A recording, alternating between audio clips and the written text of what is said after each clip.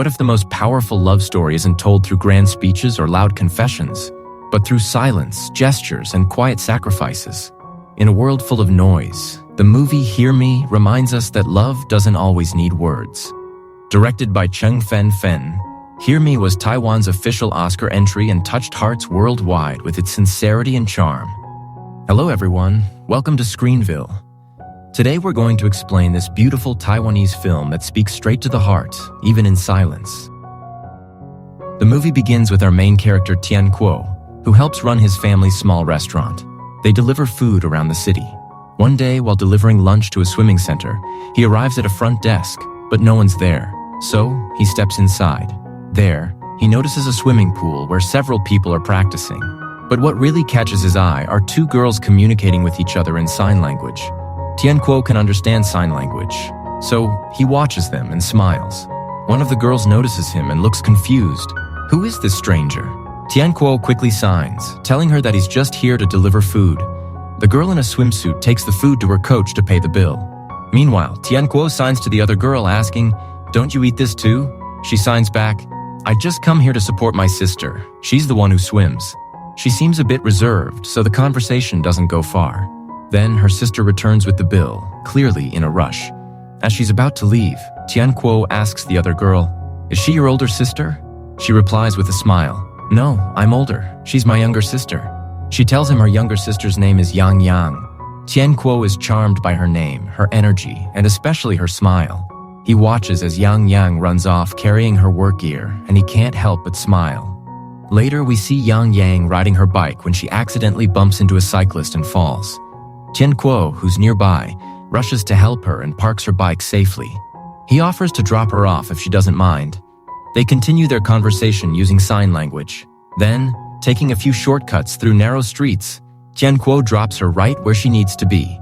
Yangyang thanks him, but he brushes it off and says, "No need to thank me. Tomorrow I'll bring you a lunchbox."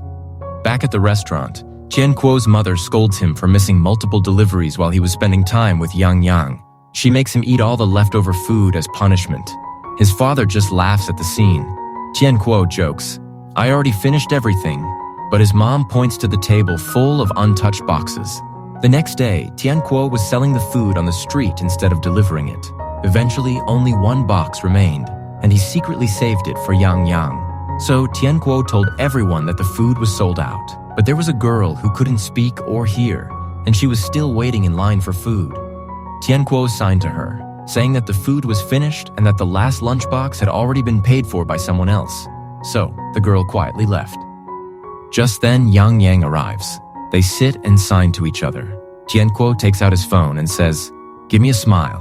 He snaps her photo, then offers her a seat and gives her the saved lunchbox. Yangyang enjoys the meal, but when she checks her bag to pay, she realizes she forgot her money and looks embarrassed. Tian-kuo quickly assures her, "You don't have to pay." Still, she insists, "I'll work in the evening and give you the money then." Tian-kuo smiles and says, "Or maybe we could eat together next time. You don't have to pay at all." Yangyang replies, "I'll let you know when I'm free." Tian-kuo pushes, "How about this evening?" "No? Then I'll wait for you tomorrow afternoon, no matter what." Yangyang smiles politely and quickly leaves. As she walks off, Tian-kuo reminds her to be careful. Afterward, Tian-kuo looks at Yangyang's photo on his phone and smiles.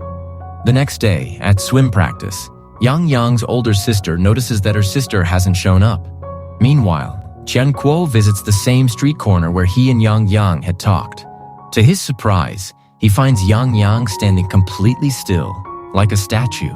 She's dressed in costume, performing as a human statue on the street. Tian-kuo starts performing different little acts himself, trying to get her attention. But Yangyang doesn't even glance at him. She stays fully focused on her act, treating it with absolute seriousness. A moment later, another man drops some money in her box, and she gently breaks character to do a small dance and hands him a flower. As the man leaves, he turns to Tian-kuo and says, "She won't move a muscle until you pay her." Evening falls. Yangyang tells Tian-kuo that she needs to go change. After she changes out of her performance outfit, the two of them head to a restaurant for dinner. Meanwhile, her sister is home alone, reheating dinner on the stove. She lies down on the bed, exhausted. As the food continues to cook, a fire breaks out in the kitchen.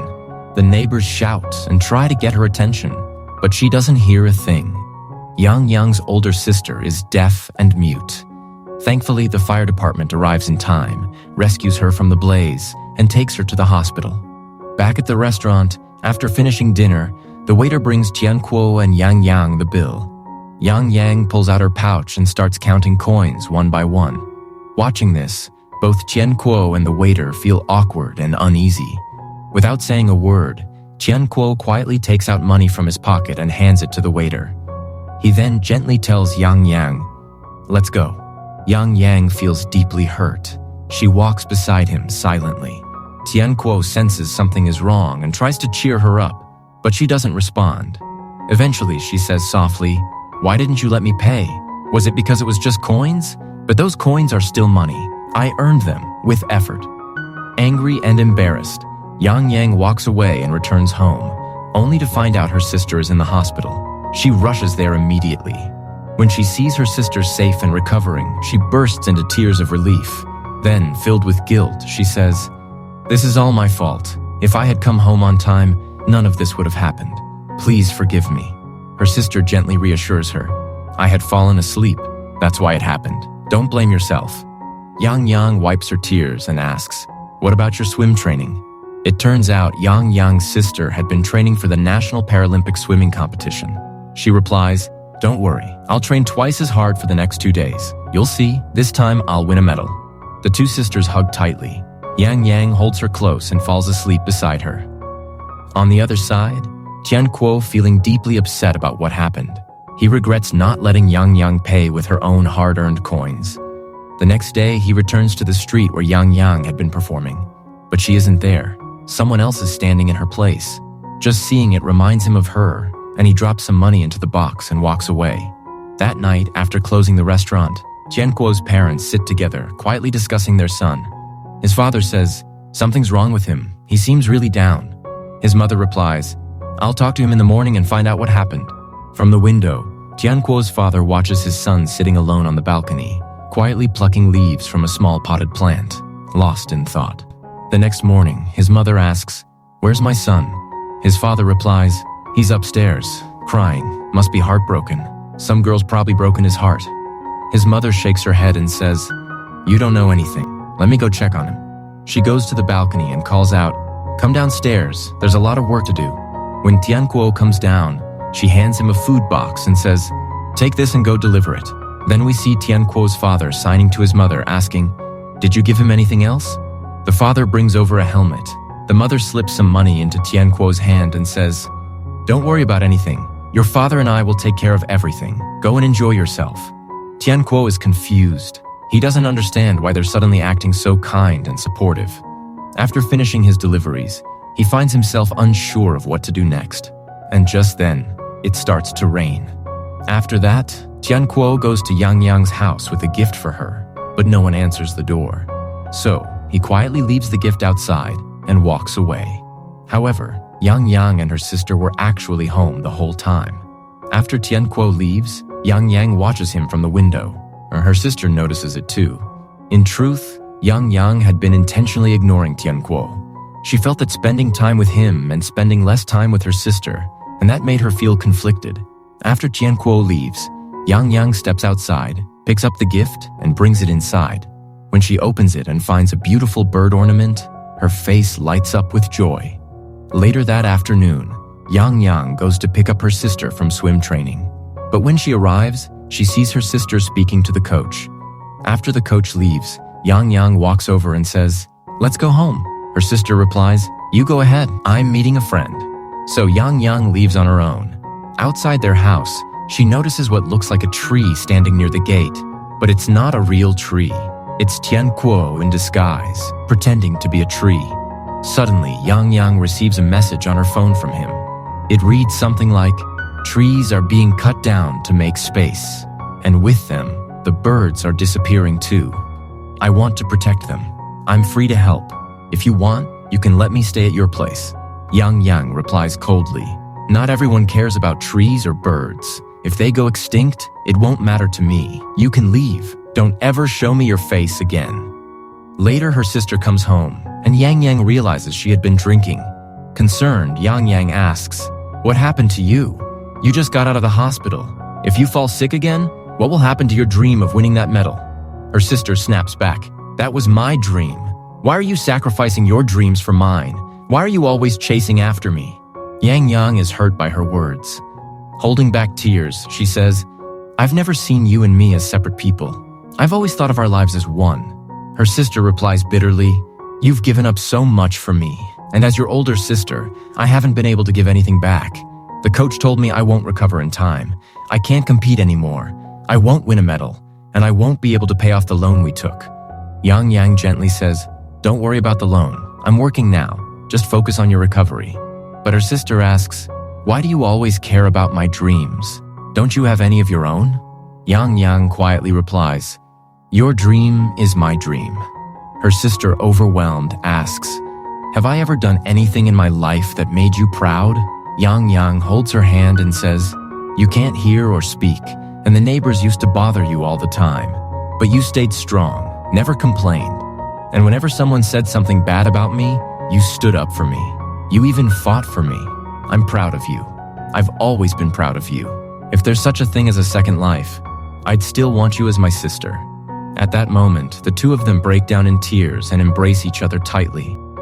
The next day, the two sisters go out together for a walk. They find a place filled with waterbirds and stand there, watching them in peace and wonder. As they enjoy the view, the older sister laughs and says, "You know, you run just like one of these birds." Yangyang smiles, and in that moment she realizes this is why Tian-kuo had gifted her that little bird. Then her sister looks at her and asks, "So, are you going to tell me about that boy?" Yangyang looks away. "What boy?" Her sister teases. "The delivery boy. I saw you secretly looking at him that day." Yangyang sighs and says, "He can't speak or hear, so maybe nothing could ever happen between us." But her sister frowns and scolds her gently. "So what? Just because someone can't speak or hear doesn't mean they don't deserve love. He's a good person, he works hard. What else do you need?" Yangyang thinks for a moment and says, "All right, I'll talk to him." Meanwhile, we see Tian-kuo feeling heartbroken.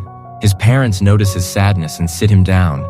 They say, "Who is this girl? Tell us, let us meet her." Hearing that, Tian-kuo lights up with joy. Without wasting a moment, he runs off to find Yangyang. At that moment, Yangyang is at the swimming pool. She dives underwater, trying to find a sense of calm, staring up at how the light dances through the water. Then, as she rises, she hears a voice from behind. "My name is Tian-kuo. I love you, and I want to marry you." She turns around in surprise. Tian-kuo is standing there, then suddenly dives into the water. When he comes back up, he says, "I came because my parents want to meet you." Yangyang asks, "Why?"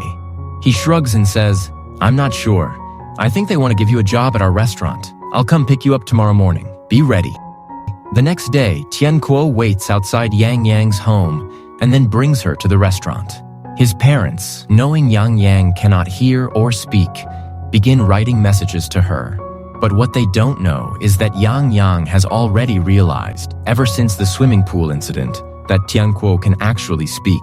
Still, she never let him know. She had only communicated in sign language because of her sister.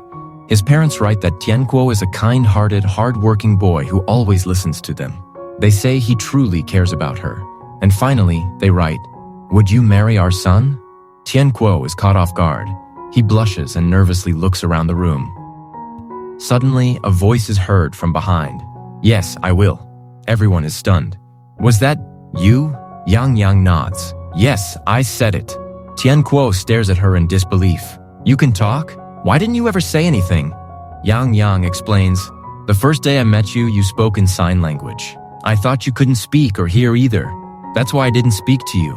She smiles gently and continues, "But the day you spoke behind me and proposed before diving into the water, that's when I realized, you can talk." Tian-kuo laughs. "I thought the same about you. I only ever saw you signing with your sister, so I assumed you couldn't speak or hear. That's why I didn't talk to you either." Hearing this, Tian-kuo's parents are even more shocked. "Then, how did you two talk all this time?" They both smile and reply, "We just use sign language." In the final scene, we see them together.